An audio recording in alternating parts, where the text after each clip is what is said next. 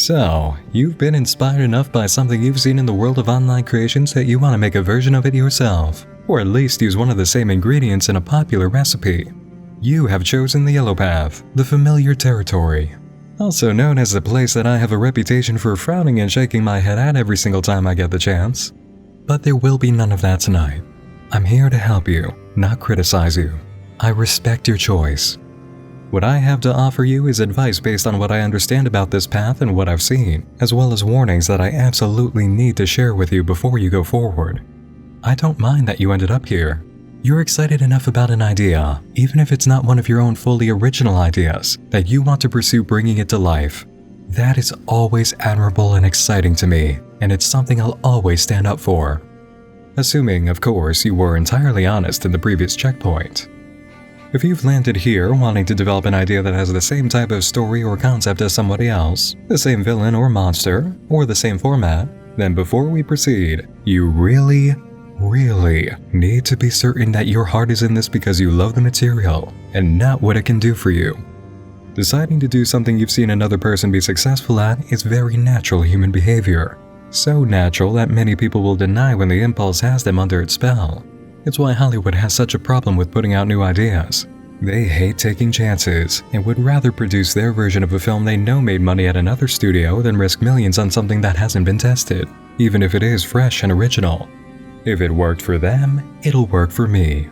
That's the mentality a lot of people who take the yellow path have, even if they're not willing to admit it to themselves.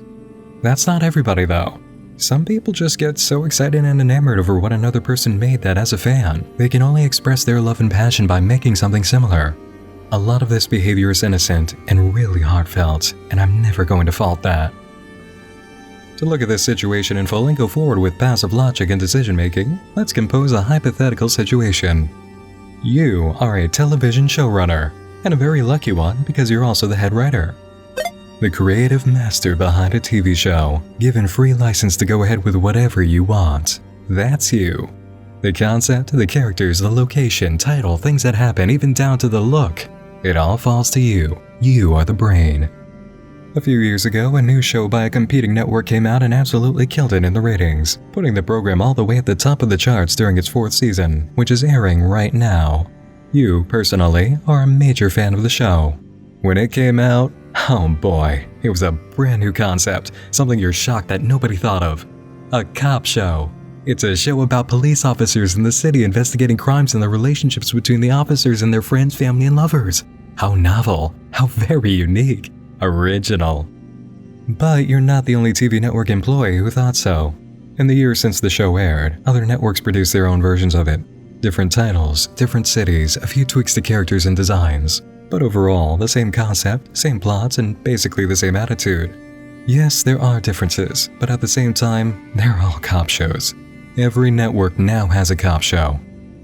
As a showrunner, it is up to you to make something big for your network to stay in the ratings and get viewers excited. And even though you know there are a lot of cop shows out there now and people have seen it before, you love this stuff.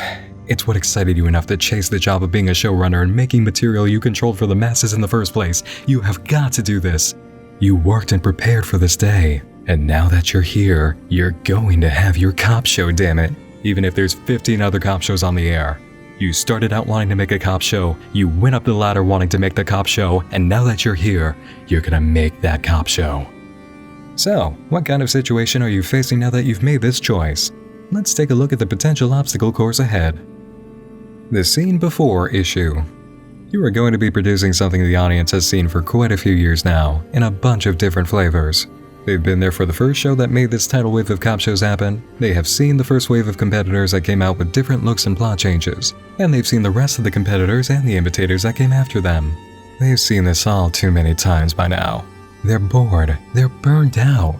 You might still be passionate about this idea that's been done 15 times in the last 4 years, but the audience's passion has dried up. Even if what you have is something you think is a new, fresh take, you will need to get past the prejudice audience members have formed against yet another cop show. The money chaser issue. Most viewers are smart enough to know that television is a field of businesses affected by their rivals, and all of these cop shows came out because the networks who made them are chasing the success of that first big cop show. Channel Black's program about detectives absolutely dominated in the ratings during the fall season, so now Channel Red is offering another detective show just like it during summer. And oh look, here comes Channel Green with a winter premiere about 2 female detectives. Wonder where they got that idea. It is, in essence, the same thing as the Let's Player issue here on YouTube. Once PewDiePie showed the world that you can make literally millions of dollars in fans playing video games while hamming it up on camera, everybody wanted to become a Let's Player. Sit around playing video games, swearing and get lots of money and love for doing it? Hell yeah! What kid with an Xbox doesn't want some of that? So here come thousands and thousands of Let's Players, doing their own PewDiePie act, or Markiplier act, or Jacksepticeye, Game Grumps, etc. Now most of the time you can tell which players are in it because they do just want what PewDiePie has, and which are actually here because they want to make people happy and have a good time. But it's tough to find the genuine people. Same thing goes for our TV hypothetical. The audience can see through you and figure out where your heart lies. They've spotted a few cash grabs already, and they're certain that more will come. You're not just dealing with people who feel burned out on seeing the same old cop show repackaged with a new name. You're dealing with an audience who can sense when a network is only doing it because they're chasing money. The viewers have become jaded and formed a new prejudice along with their boredom, seeing new variants of successful hits as cash-grabbing attempts by a network hack. The clone and makeup issue. You love the big hit that came out or one of the shows that inspired so much that the concept and characters you've developed are… well, okay, you admit it. They're the same people in different bodies with different names. You can't deny that anymore, not even to yourself. It's just that you love these characters and stories so much that you can't stop writing things out this way. It's not something that you're doing on purpose. It just keeps happening. No matter how much you try to shake off the similarities between your idea and a popular show that you love, it still looks like a clone somebody tried to dress up so it would have its own identity. And if you as the creator are seeing that, the audience definitely will. So once you get people to give what you've made a chance and even show them that you're not just in it for the money somebody else is getting, how do you convince them you have your own identity? Audience burnout, hack artist labeling, and accidental clone disease. These are the obstacles you face on the yellow path. Substitute the concept of a cop show with your idea to make a Slenderman series, or a project about the Rake, or some kind of revival of Ben Drowned, or even something like That Poppy or Pets Cop, and now you see precisely how the hypothetical relates to the web series. The issues of the audience haven't left with the changing of focus from TV to YouTube. You're still facing the same hills that need to be climbed if you want to arrive at your destination. So, what do you do about the issues? How do you solve them? There's only one true answer to jumping over all 3 problems. Like a high school student trying to copy down a comic book cover by looking at it and sketching, you need to be doing this entirely, completely, for your own entertainment, and to see if you can just do this thing that you thought about trying. You know it's not original, you know you're not doing it through skill and education, you know you're not changing anything, and you know people will maybe only be mildly impressed if they look at it. And you need to not care at all. The sketch you make will not be mistaken for the real deal or something that can stand near any of the well-known pieces. It probably won't be something you can market or gain appreciation from outside of yourself, a couple of friends, and your family. It won't be something you can submit in a gallery or contest. It'll just be yours. A little bit of fun work you did for practice and the simple joy of doing it. You love a certain comic book cover and the hero of that comic, and you want to make art, so you sat down with a sketch pad and the cover and you went to work. And if it's fun and self-education that you're after, that's just fine. Really. If you're just here as somebody who loves a web series enough that you want to make a sketch cover of it yourself, I'm not here to chastise you. I approve of the fact that you're even drawing and trying to develop your skills. Some people learn to swim with water wings, others just get into the shallow end and start moving around. One method is much slower than the other, but if you learn how to swim in the end, I'm happy. If you want to make something you feel is a clone, is really close to a well-known series, or something you know is directly influenced by a project you love, you can go for it. Don't let me hold you back. Follow your heart. Be creative in your way. However, if you choose to walk the yellow path and that creator's desire to be seen and recognized and successfully compete is inside you, but you don't want the issues that come with the yellow path, then you need to have that cover sketch mindset. Ignoring any desires you have to be recognized or praised for the work you made is your only way to completely avoid the anxieties of not being seen by an audience, being viewed as a hack looking for views, or being dismissed as a clone. Otherwise, you are risking all of these dangers to chase your idea for a cop show when it's already been done by quite a few networks. If you make the cop show, you won't immediately be hit by all of the issues and prejudiced opinions from every viewer, but you will open yourself up to being seen in those ways. The risk of getting branded will be a lot greater, and you need to not care and do this entirely for yourself. That is your only silver bullet. Doing this entirely for your own enjoyment and that of your friends and family. Have no expectations, have no goals besides making what you see in your head and enjoying it, and maybe learn some technical skills along the way. You might get lucky and hit it big when it comes to viewership and appreciation. I'm not counting that out. After all, there are people who love all cop shows, and they're always looking for new ones. You can and will have enthusiast viewers. Sometimes we even get a real special newcomer that just blows all the others away while doing what 15 other people are doing. And I do believe it's possible.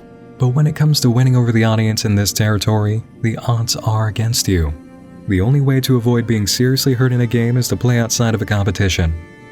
Now, if it's not possible for you to drop your desire to be seen completely, if the intrinsic need to make things that resonate with people and build an audience is within you, and you're here on the yellow path, you pretty much know what I am about to say. You have your work cut out for you, 100%. I can't lie to you on this. You're going to face challenges that anybody who follows original ideas will not have. Audience, positivity, recognition, longevity, any opportunities of being picked up by mainstream media and professionals. These chances are now more at risk of being lost than if you introduce something new. It's not impossible to hit your goals, definitely not impossible. But you're basically going to be wearing a cosplay outfit you made of your favorite hero to a convention immediately after one of their new movies came out. You will not be the only one cosplaying, and there will be people who have worked on their costumes for much longer than you, with more resources and expertise, and have been doing so for years. To borrow a joke from Pan Pizza of the Rebel Taxi channel here on YouTube, you're not going to be the only guy dressed as Deadpool at Comic-Con, and you definitely won't be the only one with a gimmick. When you have 10 guys in a room dressed as Deadpool, the one who looks the most like Deadpool from the movie gets the highest amount of pictures taken with visitors. The really cool variant versions of him get almost as much, and the ones who are on Peter Parker's homemade Spider-Man suit levels of crafting will have, unfortunately, but realistically, a tough time being appreciated. It's not fun to face this reality, and I know it, but I must be honest about how the field looks for reasons that reach up from the depths of my soul. I don't want you to get hurt. I don't want you to be defeated. I want you to succeed.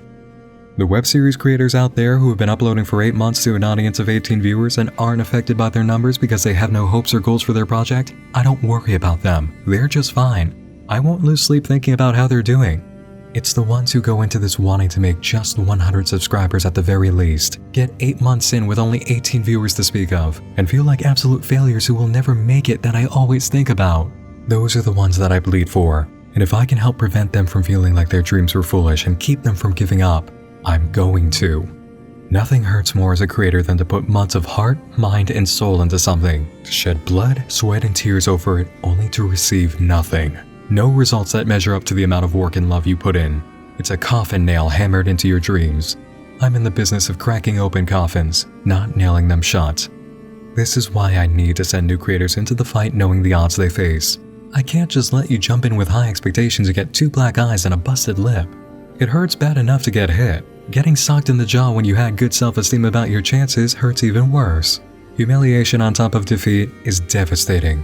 Heading into a highly competitive creative arena with a hyped-up mindset and getting crushed often cripples the development of an artist getting started. I don't want any baby birds jumping out of their nest thinking they can fly and falling like stones. If you're going to Comic-Con dressed as Deadpool and want people to check you out left and right and approach you for pictures, you know what you're up against, and you've really got to bring it. Thankfully, I've got all the advice I can possibly offer to have a good time, and maybe, just maybe, look good enough to hang with cosplay veterans. Audience burnout, hack artist labeling, and accidental clone disease. I've lined up the pins, so let's knock them down. How do we deal with this on the yellow path? Challenge number 1, audience burnout. This is the easiest for us to tackle because, quite frankly, it's something I can tell you about in one sentence. There is no direct way to beat this. Immediately, you understand why I'm so hesitant about people taking the yellow path. We have obstacles here that we can't overcome with pointed action. Audience burnout and viewer prejudice against your media type will always bar those who feel it from giving your material a chance. I'll take an example my good friend and constant collaborator Nick Spheres has talked about when it comes to film. You probably despise Tyler Perry's Medea movies, but have never even seen them. The name Tyler Perry probably turns you off immediately. If your concept is about something the audience has seen a lot and received a bad impression of, they'll think you're a Medea movie. It's just not going to be good. It's one of those projects. It's a Medea movie. The audience is jaded. They know it, and they don't care. Their mind is made up.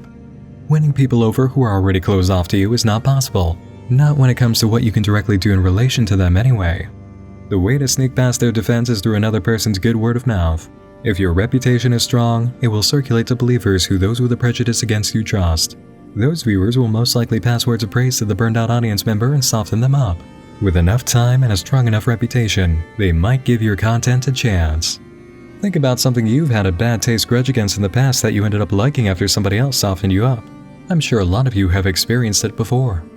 Likewise, you've probably given something you thought would be bad a chance and had that opinion verified by seeing that it is, indeed, terrible. This is why in the fight against the field of anti-cop show audiences, you are left with only one course of action. Build a damn good cop show that beats the others at their own games.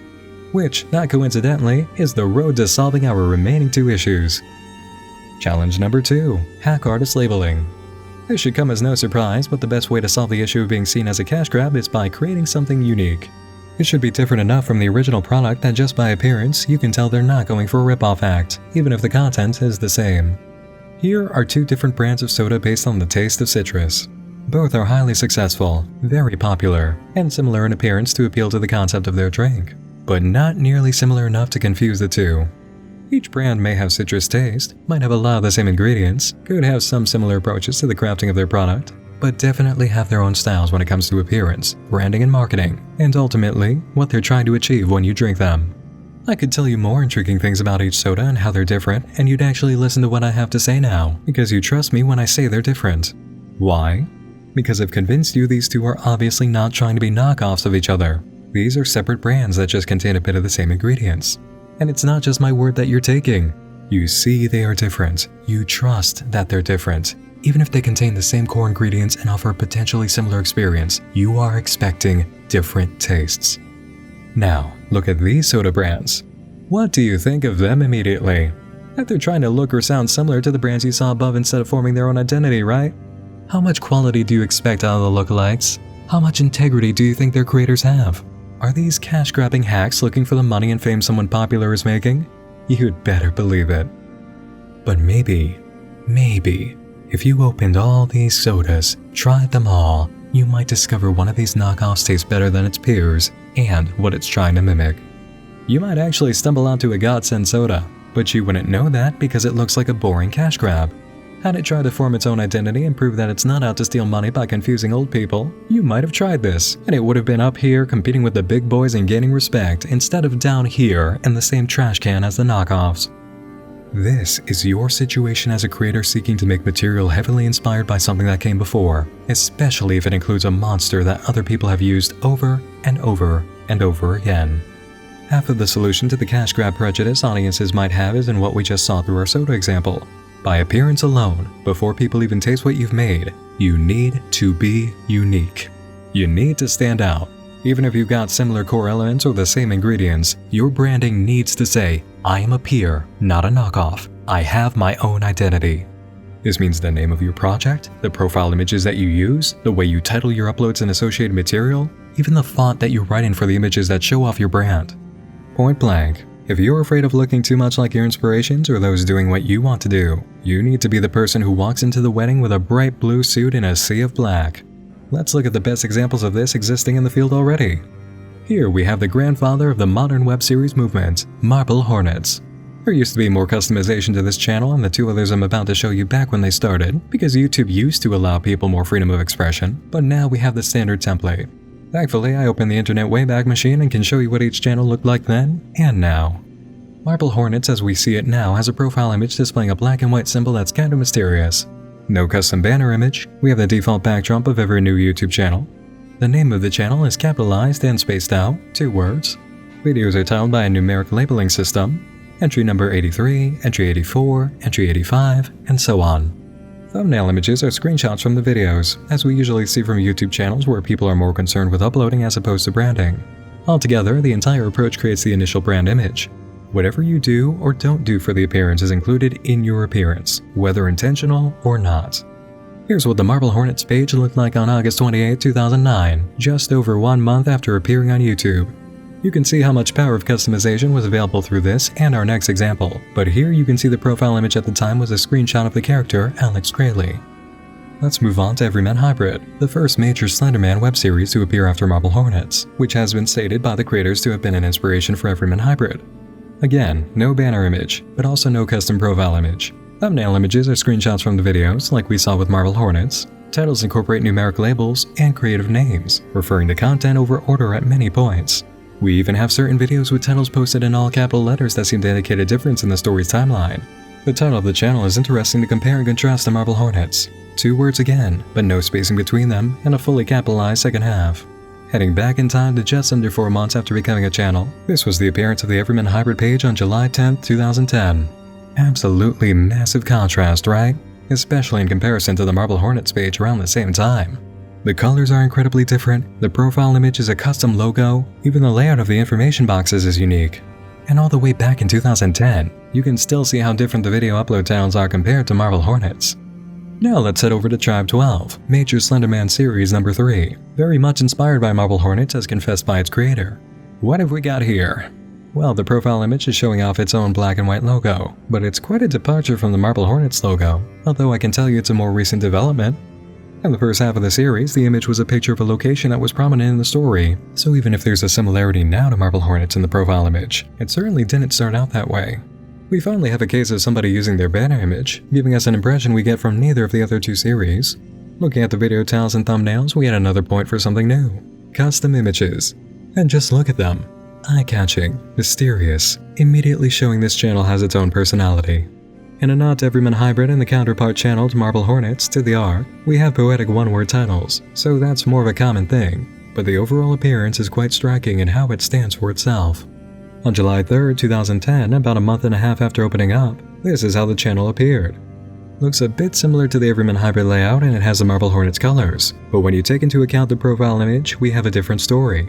Taking a look at the Marble Hornets page on November 7th of the same year, the picture of Alex Crayley remains as the profile image, so even if the current Marble Hornets page bears a similar picture now, Tribe 12 put its flagship black and white symbol up first. And even if Everyman Hybrid stood next door with its own custom series logo, these 2 images are as far apart as you could get. All 3 of these channels deal with Slenderman. All 3 have similar concepts, plot devices, and story tropes. And yet, looking at all 3 of them back in 2010 and even now, we see enough of a difference to banish our worries of buying a knockoff soda. So, let's say we took a walk on the yellow path and survived the first 2 trials. We found an audience member who isn't jaded about your concept, or was but is giving you a chance, and after looking you over, they're not getting that shameless knockoff sense. So they reach out and open the lid on your very own internet soda, which brings us to our 3rd and final problem exclusive to the yellow path. Challenge number 3, clone and makeup. We got the audience member to look at us. They have seen we might be unique and will give us a chance. But how do we get them to know that we're different? Beyond looking to pull in money through their appearance by tricking people, many knockoff brands also try to make their product taste as close as possible to what they're ripping off. This way, they can market the same thing under a similar appearance and steal consumers. If you're a frugal old lady at your local second-rate market chain, you might absolutely love this idea. It costs $1 less for the same garbage your grandkids drink and tastes just like it, so they can have the bargain brand. Works out for you. In the field of art, people want exactly the opposite. Tasting the same thing under a different label or appearance is boring, and in the field of art and fiction, there's no bargain hunting aspect. If you come across as way too similar to somebody who's already on the scene, why would the audience even bother switching from the content that showed up first? You're not offering anything new. You're just doing what somebody else already accomplished, and they probably do it better than you. Sure, your intentions might be good. You're not trying to be a knockoff, but you weren't nearly bold enough to offer a new experience. You're just another cop show. So, let's carry on with our soda brand's analogy to tackle the issue. I started using it as a quick comparison, but it turned out to be so much more appropriate than I realized. This is called organic creativity, and we'll learn about that much later. Nobody interrupt me, I am having a good time. So, we've got our original 2 citrus soda brands from the first example. They have curious people pulled in, they look different so they've established their own identities, and most importantly, they taste different and perform different functions when consumed. So now they've got an audience. They're both carbonated and sugar-infused byproducts of lemons and limes, but they're as unique in comparison to each other as they can be, and people can like each one for what they bring to the table. This drink is caffeine-free, and while pretty fizzy when you taste it, is also pretty smooth. You do get more of the impression of a soft drink, as weird as that term is. It tastes like lemonade turned into soda and feels way more suited for complementing meals, enjoying relaxing afternoons, and giving yourself a reward for a long day of yard work at your grandmother's house. This drink does have caffeine and tastes like it's been spiked with sugar and a weird mix of edible acids. It feels a lot more suited to embarking on a day of adventure with friends, late night mischief, giving yourself a quick spike of energy if coffee isn't available, and being reckless or irresponsible. You also feel strangely more enticed to buy a video game you aren't going to play for more than 2 hours after a few sips. Anyway, 2 entirely different experiences produced using the same core material, lemon-lime flavor. How is that possible? It's all in how you mix it up and what you add. Same exact thing for web series. There will always be staple ingredients in this field for the type of series you want to produce. Your main ingredient will be whatever it is that directly ties you to another project that already exists. Say, Slenderman.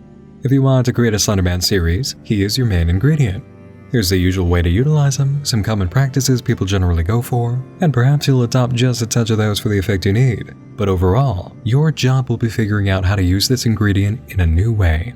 A better concentration, a different way to incorporate it in the product. Maybe pair it with something else and twist up the flavor. Most people use 2 teaspoons of Slenderman. Maybe you'll try 3 and find a way to evenly distribute that much of them in one serving. Perhaps you'll go for lower or higher concentrations of symptoms experienced by those being haunted. Turn the flavor from slow and creepy to scary and exciting by adding more horror fizz and fear carbonation. Change up the mixing process and rearrange recipe steps. Use a blender, add a hint of vanilla, and okay, actually, you know what? This analogy is getting just a bit silly now, so we'll stop right here. I think you understand my point.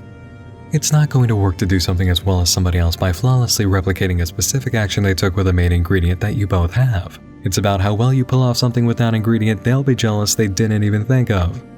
Have you ever seen one of those videos displaying 100 uses for Coca-Cola? That's the game you're playing.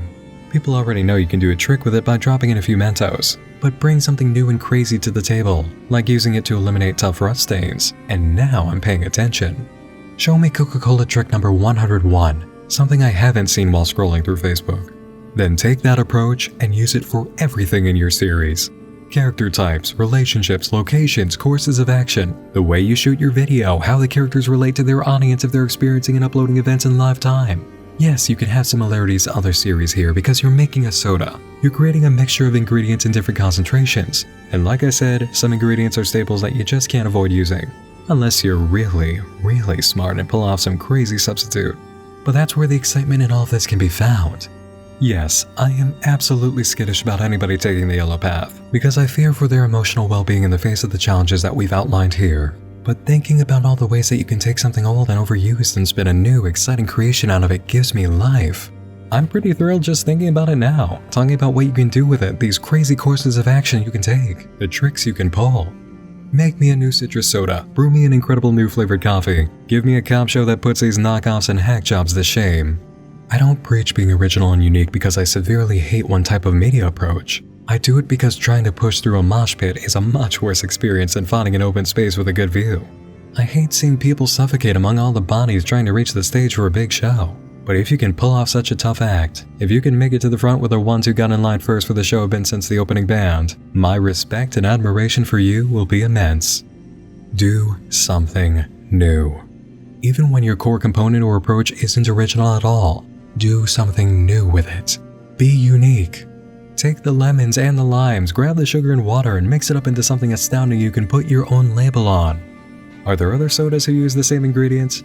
Yes, but they didn't do it like you did, and maybe now they'll wish they had. Too bad it's easier for me to tell you to pull off that magic act of making something new instead of actually accomplishing it. Because, as you might remember, the name of this third and final Yellow Path trial is actually the clone in makeup, our most difficult roadblock. Really, you could listen to motivational speeches by me, your friends, your family, and your favorite creative professionals all day long. And somehow you could still end up plotting or writing something that, no matter how unique you thought you were being, ended up coming out as a poorly dressed mimic act. This is a tough one. It's where we get into the real gritty process of troubleshooting your work and developing creative writing logic.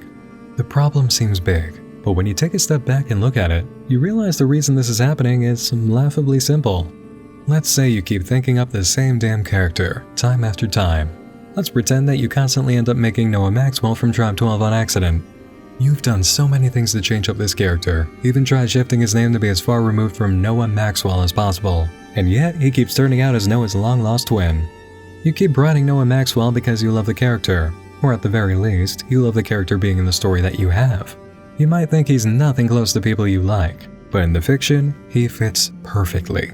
He is the star born to play the role. But why? Why is he the one? After I propose that question, you come back to me almost immediately and you do exactly what I expected. You begin to describe his personality and his actions. He's a sarcastic bastard you wouldn't want meeting your parents, but he's funny as hell in even the most terrifying situation with his really dry humor. He spends a lot of time being the tough guy, but also quite a few moments on camera being open and real. He's pretty sensitive under all the swearing. And man, that swearing. This guy curses like a sailor and he doesn't give a shit. He laughs in the face of evil, but still retains enough humanity to come back down from that reckless behavior and feel scared. He's not hero material at all, but if you had to survive a horror story with him on your side, he'd be the aggressive and offensive comic relief who ends up sacrificing himself for you in the final act. Now, let's take all that info for what it is, a collection of feelings, a whole bunch of tastes and flavors, you might say, and boil them down to the core ingredients that generated those flavors. Noah Maxwell is cocky, reckless, sarcastic, darkly humorous. He's a wise ass who is a little bit stupid, tough yet sensitive, aggressive yet also capable of being severely intimidated. Those personality traits are character ingredients, and the feelings you get from those traits are emotional flavors. If pepper is an ingredient in your food, bitter is the resulting taste. Sugar leads to sweetness. Salt leads to, naturally, saltiness. The personality adjectives of a character show up in their behavior and result in the impression that they leave on you. Personality trait makes behavior. Behavior makes emotional response. Remember the Powerpuff Girls? Sugar, spice, everything nice, and Chemical X, creating the perfect little girls who could also tear you in half like a piece of paper? Personality ingredients translate into character makeup, exhibited through behavior, which in turn produces emotions you experience. And the reason you keep accidentally replicating the character you like so much is because of the middle of this chain. The only way you understand how to convey the feeling you get from the personality trait that makes it is through behavior. If the only way you've come to experience and enjoy the sarcastic bastard is through watching Noah Maxwell, then his behavior is the only way you understand how to give your viewers the emotional impact that you feel from that sarcastic bastard personality. We can only share what we know. The spectrum of what we can relate to stops at what we've experienced ourselves when it comes to feelings. The less pathways you've been exposed to that lead to the same emotion, the smaller your scope is of how to produce that emotion. You know what it feels like to have fun, but you can't associate the emotion with an activity that you haven't tried. There are as many ways to say happy as there are languages, but you only know how to say it in one or two. If you learn some other ways of expression for that one word, that one emotion, your understanding would expand. Do you see how easy it is now to screw up so many things in creative work because of this one issue? If a personality trait you want to write is related to one single character who introduced it to you, or a character who has influenced you the most, guess what? Their behavior is always going to be what you think produces that effect, because it's the only logical pathway you understand. There can be 4 different routes from your house to the grocery store in town, but if all your life your mother has only ever gone one single way to the store and back, then in your mind, that path is the only way to get to the store in the whole entire world. Trying anything else means you will get hopelessly lost and starve to death. If this revelation hits you as hard as I hope, then you're already seeing the light in so many ways. It's why we end up with all the accidental clones in the web series field. It's why a bunch of movies try pulling the same stunt with different actors. It's why a lot of new music sounds the same. It's not intentional rip-off behavior. A new creator just knows the way a certain series made them feel, or how it made others feel, or how powerful the effect was that a certain scene had. And because all they know in terms of creating a path to that feeling is the one scene they witnessed, they're going to instinctively repeat that scene in their project. Yes, this is why 1,000 fledgling web series go down the path of copying To the Ark from Marble Hornets. They know the feeling that watching To the Ark's content gave them, and they want to pass that feeling on to others through their work. But because To the Ark is all they know, they end up making a clone. Imitation over inspiration, because they don't understand innovation. And that's why we get so many jump scares, too many of the same Slender Man appearance tricks, and overused tropes in media as a whole. Monkey see, monkey do, because that's the only way that monkey understands. It takes an impressive Maki to expand their understanding of things it hasn't experienced. Characters, plots, moments in your story, the way scenes are composed, the appearance you choose to give. This is why you can get accidental clone disease in all aspects of your work. Now, we haven't even discussed the writing process or full development of your concept yet, but addressing how to tackle this roadblock on the yellow path is crucial. You might be struggling right now because you keep thinking of an idea or specific part of it you know is too similar to something. And if you could just get past the really strong identical pieces, you can live with doing something that has familiar territory to a project that influenced you, because yours will be different enough. You just need to break that one accidental clone problem you're dealing with. And because you now understand why this is happening, you can conquer it. It's time to break the chains. The feeling you're trying to emulate is directly related to the behavior you've seen that gave you the feeling. Monkey see, monkey do. Remember that. This can be for a character, a scene, the way something was presented in a series, the way something was said. No matter what, troubleshooting will be the same. You need to isolate your feelings. Figure out what they are. What are the emotions you're experiencing? What sense are you trying to deliver to the audience? Capture it. Hold it in your mind. Know what it is, even if it doesn't have a name. Then, work through what it was about whatever generated the feeling in the work that inspired you. The scene, the character, the image, the action, whatever it was. And try to explain to me in your head specifically why it made you feel the way you do.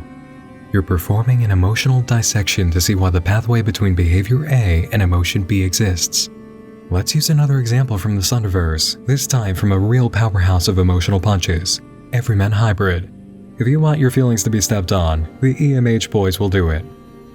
I think one of the easiest accidental clone actions for a fan of EMH would be writing Evan's transformation into Habit without wanting to, or lifting the Habit character entirely. I mean, they do want to write their own Habit event, but they don't want to explicitly write Habit.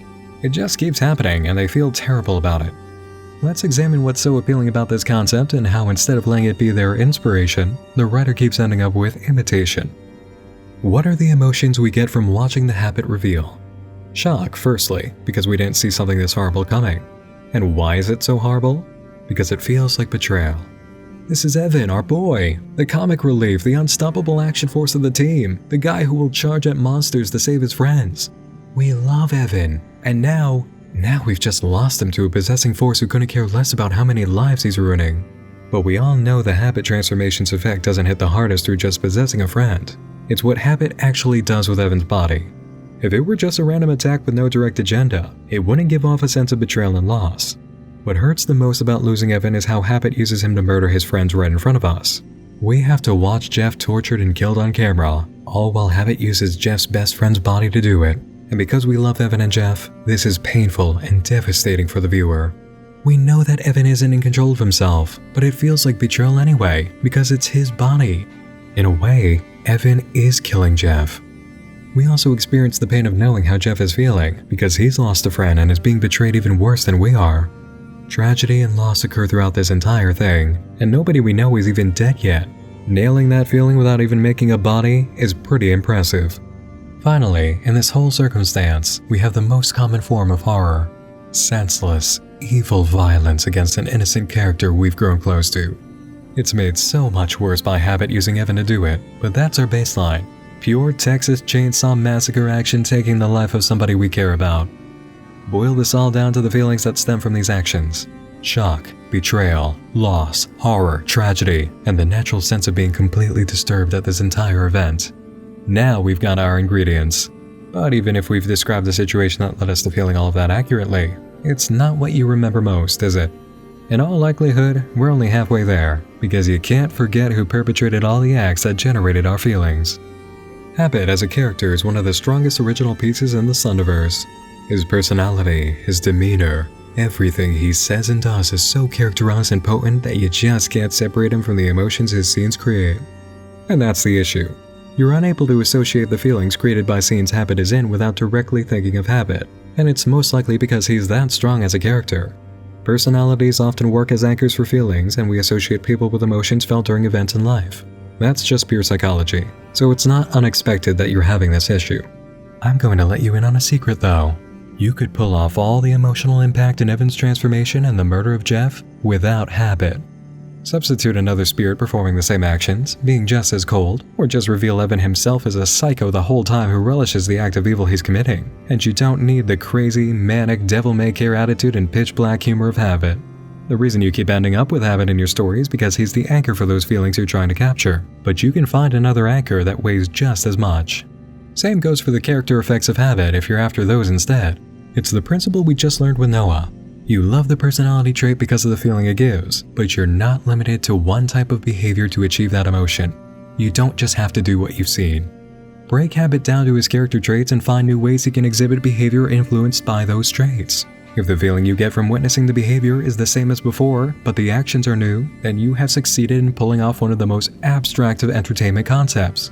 Give me the same thing, but different. Now, instructions are laid out, but how could we actually go about it? Sit up and get ready to write some notes. We're about to take every single thing that Evan's habit transformation does to the audience and recreate it in a new form. The exact things you want, but different. In Everyman Hybrid, events with Habit kick off in the same video we learn about the death of Alex, Jeff's brother. A bit of hope is given to Jeff and Vinny about a lead to help their investigation, setting Jeff up to be kidnapped.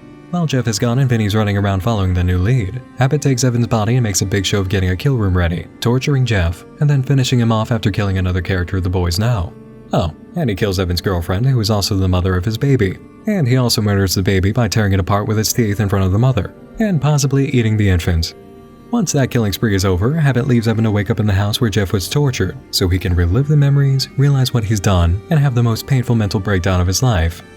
What do we need to carry over from the Habit reveal arc of Everyman Hybrid for our new creation?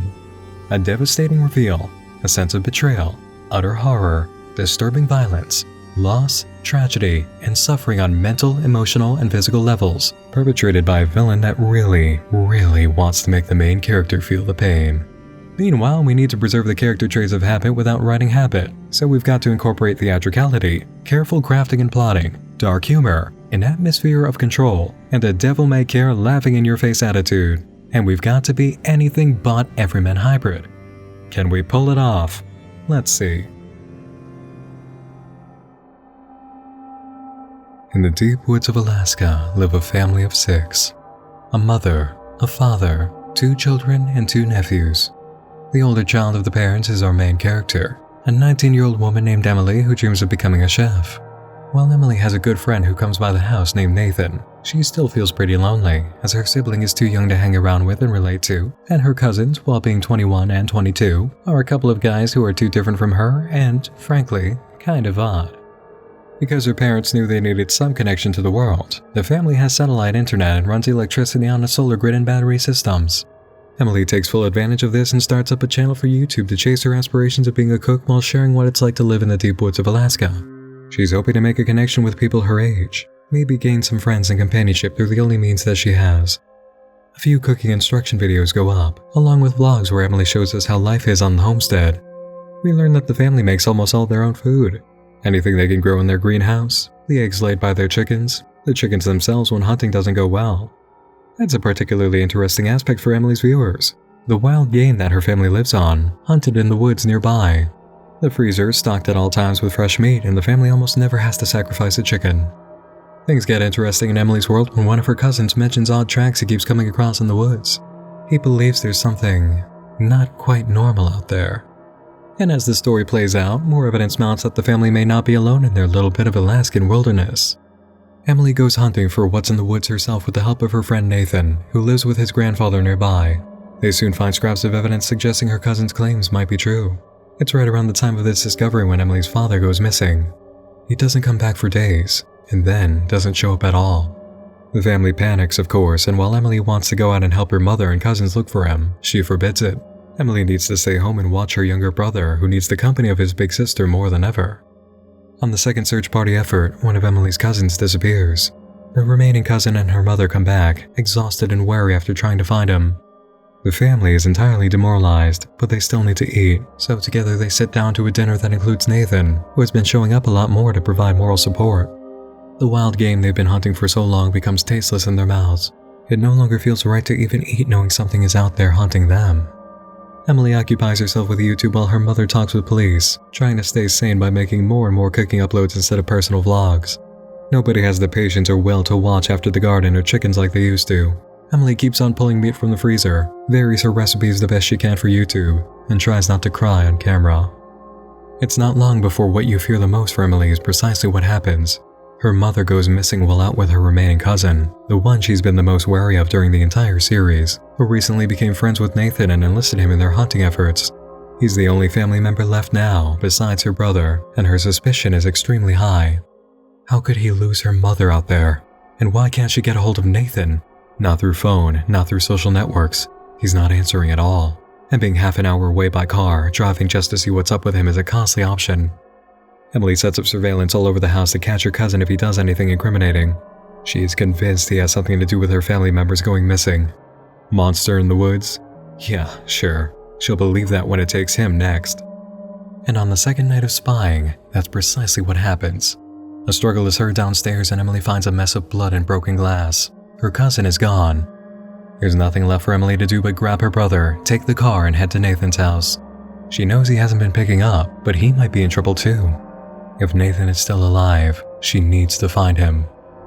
Emily and her brother drive to Nathan's where they find he is home, but has been on lockdown for a week. Whatever was in the woods took his grandfather, and he couldn't risk leaving. He takes them inside immediately, and while Emily is safe for the moment, she lets her audience know the situation. Besides Nathan and her brother, her viewers are now the only family she has, and keeping them updated is how she's kept control of her sanity. One day after the update, we receive a tearful, heart-wrenching vlog from Emily. That morning, her brother disappeared, with evidence showing he had gone into the woods on his own. Nathan and Emily looked for him all day until dark and found nothing. With both of them too exhausted to make the 4-hour drive to town, the sole survivors decide to stay in the house for one more night. They'll drive to get help in the morning. Emily does not update for a week. When a video finally arrives, it bears a title that doesn't fit with the usual format, suggesting an uploader who isn't Emily. We see footage of her getting ready in the morning, having slept in a guest room apart from Nathan. Once dressed and packed, Emily heads to his bedroom and finds the door open. On the bed lays a frying pan with a note inside. "Need you for breakfast." Emily does not feel well. She walks downstairs slowly, calling for Nathan, who isn't answering. The only noise is a faint sizzling sound. Light spills out from the kitchen. Another frying pan sits on a lit stovetop, filled with freshly ground meat. A note has been placed on the wall above it. "Needs time to cook. Why not watch a show?" Emily calls out for Nathan, getting angry. You can tell she's beginning to panic, but isn't too far gone to miss that the oven light is on. Inside is a large mound of meat baking in a bread pan. Emily contemplates opening the door for a moment, then goes to the living room where a laptop sits open on the coffee table. Sharp-eyed viewers would notice as Emily approaches that it's the same laptop one of her lost cousins was seen using early in the series. She sits down, camera trained on the computer. A video player waits on the screen. After a good deal of hesitation, Emily presses play. Nathan is seen on camera, standing in Emily's kitchen, right where she stands at the beginning of every video she makes for YouTube. He's wearing her apron, has her tools laid out, and, she's pretty sure, is using her camera. Nathan addresses the audience, stating that today, they'll be learning how to make a very special kind of meatloaf. For this recipe, you need a few different meat sources. Just one isn't going to cut it. It also requires a step-by-step process for acquiring the meat and tenderizing it. Instructional videos are introduced showing Nathan stalking Emily's father in the woods, and one of her cousins, and then her mother. And finally, we see Emily's brother asleep on a spare bed in Nathan's house, completely unaware as he walks quietly up to him. Sourcing your ingredients is always the first step, Nathan explains. You've got to know where your meat comes from. Otherwise, how do you even know what you're eating? We move on to clips of Emily's family members tied up, beaten, and bloody, each in a different location. Nathan's voice is heard over the footage, describing how he treated each person's body with a variety of weapons, tenderizing the meat. Each family member is killed or shown in a way that indicates they're about to die, followed by grisly scenes of human flesh being dropped onto a table, into a bucket, or in a plastic-lined duffel bag out in the woods. Nathan moves on to the most crucial step in the process, storing your meat so it keeps. He treats the flesh exactly as Emily and her family treated freshly killed game, prepares it just as they did, uses the same packing material, and puts it in their freezer on top of the previous kills. It looks exactly like deer meat. "And if you do this all right," says Nathan, Any amateur chef will be able to work with it. We cut to one of Emily's videos from just after the death of her father, when she makes venison sausage. Following that is an upload about crafting meatballs and zucchini noodles 3 days after one of her cousins disappeared. And from the period following the loss of her mother, a steak special. We return to Nathan in the kitchen and can barely hear him over Emily screaming and sobbing as she records the laptop. He has 3 piles of meat on the table and speaks about how these need to be mixed properly for the meatloaf to be just right. Then he mentions that if all the talk of meat is making you too hungry to wait for your meal to finish, you can always take the latest, freshest thing you have and just throw it in a frying pan. The younger the source, the faster it cooks, he says, smiling. Nathan winks at the camera and a familiar voice echoes out in laughter off screen. Emily's cousin, the one who disappeared last, the one whose laptop she's watching this video on. The same cousin who had become very good friends with Nathan. So, what happens from here in our hypothetical web series? I imagine that because it took a week for her footage to be uploaded, which also had a title indicating an uploader who wasn't Emily, and since Nathan and her cousin would have been waiting for her to finish the big reveal video, our main character is, well, you know. Emily would have tried to run and fight only to be tied up and treated like the rest of her family. She probably would have been tortured and taken apart by Nathan on camera while her cousin filmed. Emily would have died knowing she had unwittingly cooked and eaten 3 family members on camera in front of her entire viewership, and she had seen the remains of her brother frying in a pan in Nathan's kitchen. The meat baking in the oven was, of course, the meatloaf prepared by Nathan, made up of her father, mother, and cousin. We as the audience would know this and watch, unable to do a single thing as Emily died on camera on the final upload to her channel, screaming for mercy and begging Nathan not to show us. And if it wasn't bad enough to be tricked into cannibalizing her own family, Emily would have died knowing the only true friend she had was responsible for everything. The only person she trusted killed her loved ones, tricked her into eating their remains, and destroyed her life before ending it in front of an audience who loved her. And because Nathan was such an important figure and emotional support to Emily, we, the viewers, are going to feel that betrayal just as deeply. We thought Nathan was our friend too. We trusted him, and then he destroyed everything we loved. The shock, the horror, the pure malicious evil of it all will wash over us. We're going to feel this betrayal for a very long time. And that, children, is how you take the meat behind Habit's killing spree arc in Everyman Hybrid and turn it into a brand new meal. And yes, I am aware that I am one sick, twisted son of a bitch for coming up with something like that on the spot, but look what I just taught you. Every last horrible, painful, nasty thing you loved about Habit's arc is present in that story example. You have betrayal, loss, tragedy, an absolutely evil reveal. The desecration of loved ones who were important to the main character that we also liked, total shock, and a really disgusting, brutal series of events involving violence beyond comprehension. The main character we loved and were rooting for over the course of what would have been a good, say, 6 months or so of uploads has been absolutely ruined. Nathan's character and our love for him has been totally destroyed, and we're left reeling as the witnesses to one of the most horrific things to ever appear online and happen in the wild of Alaska. We've even got our Habit character that comes out at the end through Nathan. Those little notes that he left, the bits of theatricality and setup through the frying pans and meatloaf, and the presentation of his grand reveal through a parody of Emily's own cooking show are definitely things Habit would do. Except he never did any of that. It's totally Habit, but we wrote Nathan instead. See what I mean now? Same thing, but different. Here's a saying I like to go back to whenever I'm doing something and find the way I'm going about it isn't working, or I have to switch gears for some reason. All roads lead to Rome. It's the idea that no matter what, as long as you keep working towards your destination, there's a way to make it there. I think that applies very well to this lesson on how to beat accidental clone disease. You might keep repeating what other projects have done because it's the only way you know how to make a certain feeling happen, but it is not the only road to Rome. There are different routes you can take. You just haven't encountered or thought of them yet.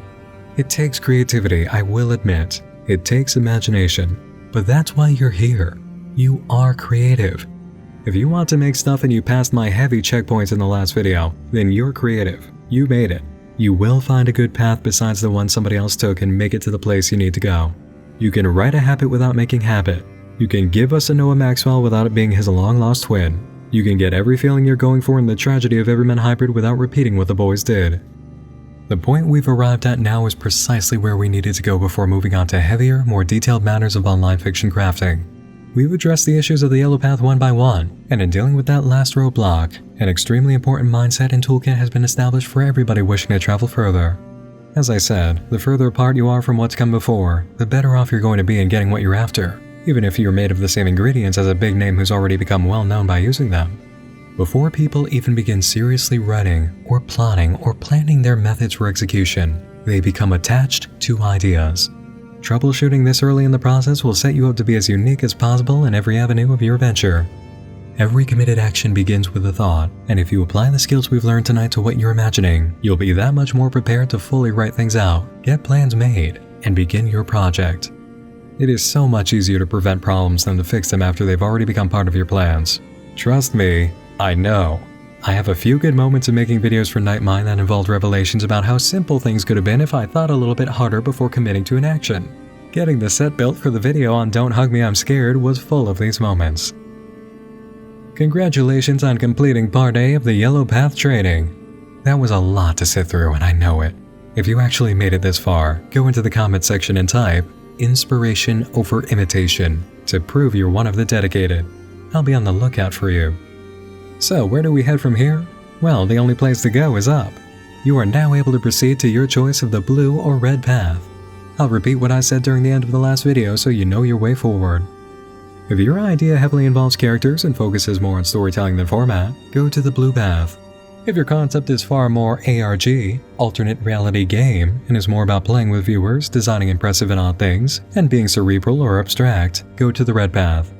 Basically, if you really are making your own sort of Marble Hornets, 70 broad, bend round, and spectacular organic, you're on blue.